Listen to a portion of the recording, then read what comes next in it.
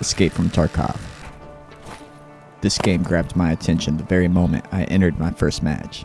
Now keep in mind, Tarkov is still in beta, so it isn't perfect. But damn is this game good. I really like that they wipe the servers every now and then, typically every 4 to 6 months, when they release a major patch to the game. I've heard that they will be releasing a new map, Streets of Tarkov, in the next update, which is 0.13.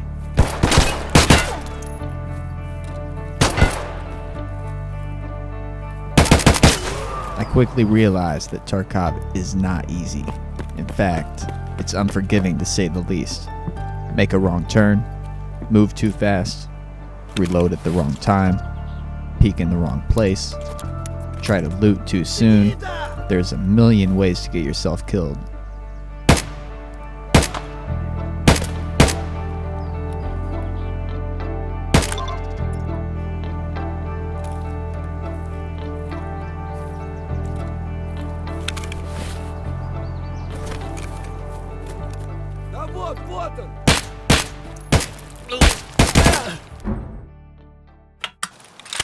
There are certain aspects that will remind you of an RPG, such as quests, individual skills that can be leveled up, a player-driven marketplace, and a multitude of different environments and locations across the 7 maps currently available.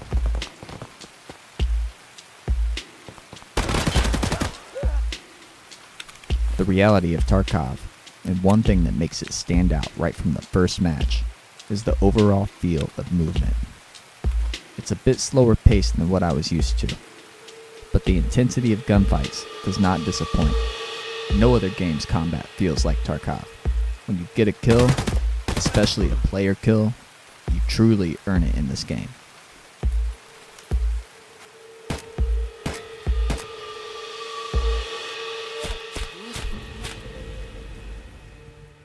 Whether crouching, leaning, peeking, or running, all movement feels nice and smooth. But seriously, gunfights in this game are better than any other game out there as far as I'm concerned. And I say that just because of the overall feel alone. Sound and visuals just add to the mix, which then places Tarkov in a realm of its own.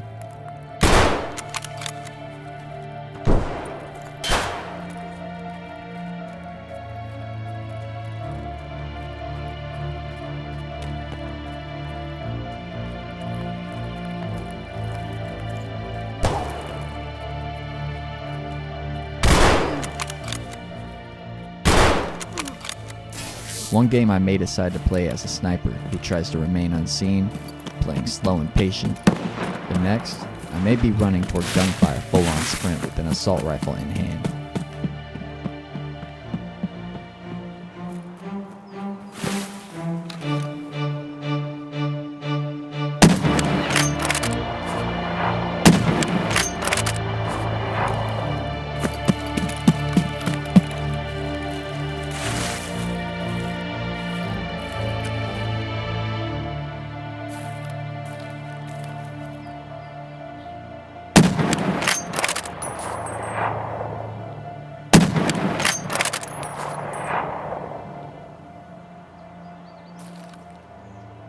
Began to run with a similar kit every raid to master one gun at a time.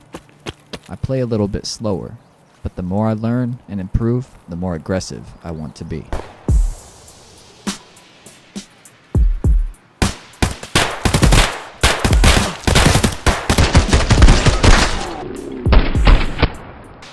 Better ammunition made me feel much stronger, more so than any armor I tried. I mean, man, it makes a major difference. When I first began playing, I was using whatever cheap ammo I could find. Now, I only buy mid to top tier ammo, usually only top tier, whichever I can afford at the time. Another thing that I discovered right away is that sound is one of the most important things to understand in this game.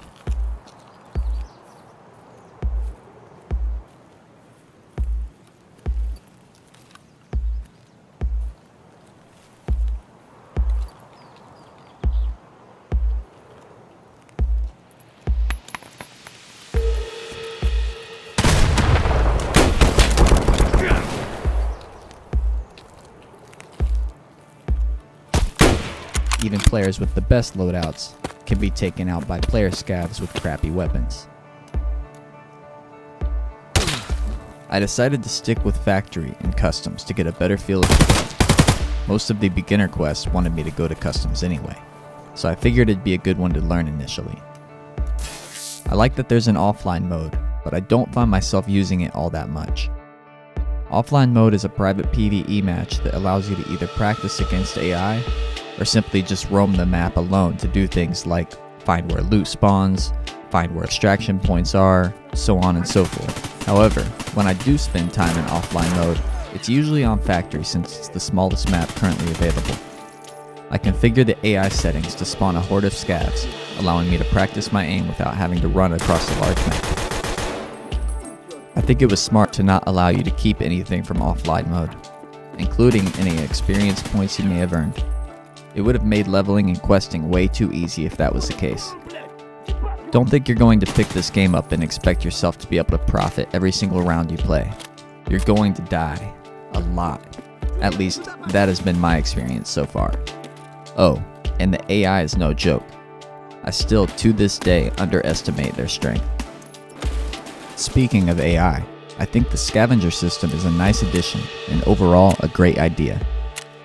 I like that I can spawn in as a player scav and not have to worry about getting attacked by AI. Unless I start attacking them, this allows me to use scavenger runs to learn the maps and try to bring in money at the same time. Unlike offline mode, as a scav player, you get to keep the items you find, but you won't keep any experience gained, which is a fair trade-off in my opinion.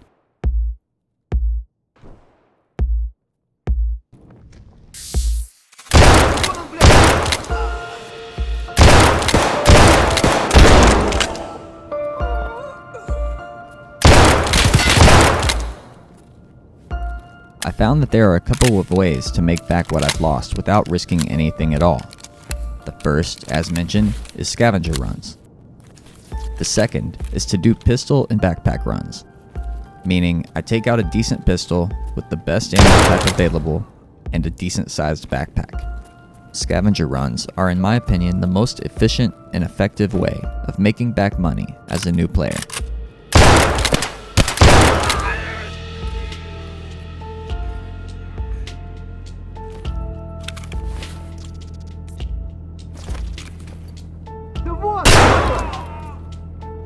There is no in-game crosshair, which I'm also a huge fan of. It gives the game a deeper sense of immersion.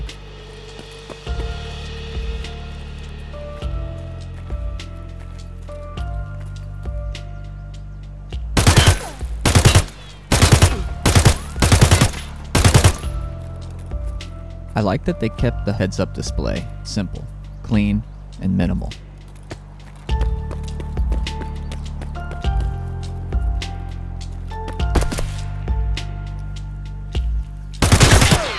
Since the in-game map is hard to check and not very detailed, I use my iPad underneath my primary monitor to have whatever map I'm running pulled up to reference. I'm still learning player spawn points, where scavs typically are, and where to extract. Getting used to healing in Tarkov can be a challenge. At first, I didn't even know you could bind heals to keys 4 through 0, so I was going into the menu and right-clicking to heal, which is really slow and potentially dangerous. The primary interface menu could be way better than it currently is. Moving between the traders and character inventory can be a bit of a hassle. Having to repeatedly go back to the main menu over and over isn't the most exciting feeling in the world, but yeah, it does get the job done. I've seen some pretty cool suggestions made on the Tarkov forums and unofficial subreddit, with some users showing their own renditions of how the interface could look and function. As mentioned earlier, Tarkov is still in beta, so I can't bash the interface too much. I have no doubt they will continue to make it better and figure out how to make it feel more fluid and enjoyable. One of the best parts about this game is how different each weapon feels. Factors like barrel length actually matter beyond just stats, not just for improved range. For example, if you run a longer barrel on an M4 in close quarters, you may have a serious issue. Same with if you're using a Mosin.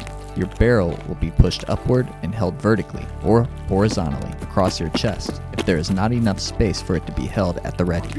I love that this happens.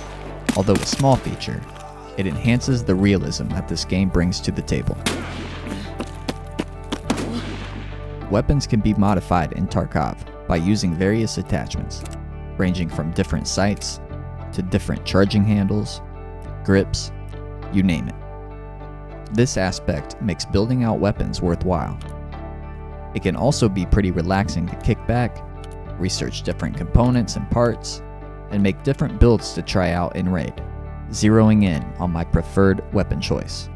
So many aspects of this game give it a proper sense of realism, beyond what I expected.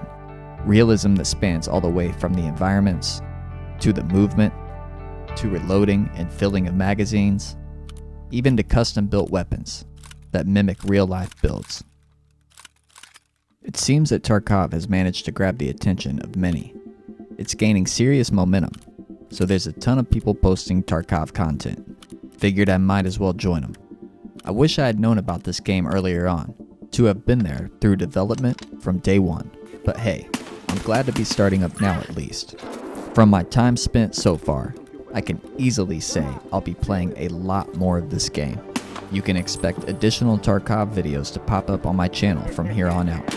That doesn't mean I will stop posting Rust content though, because I definitely won't. In fact, I'm working on a few new base build ideas. I intend to make my main focus survival FPS. With that having been said, you can expect videos relative to the niche. What do you think about Tarkov?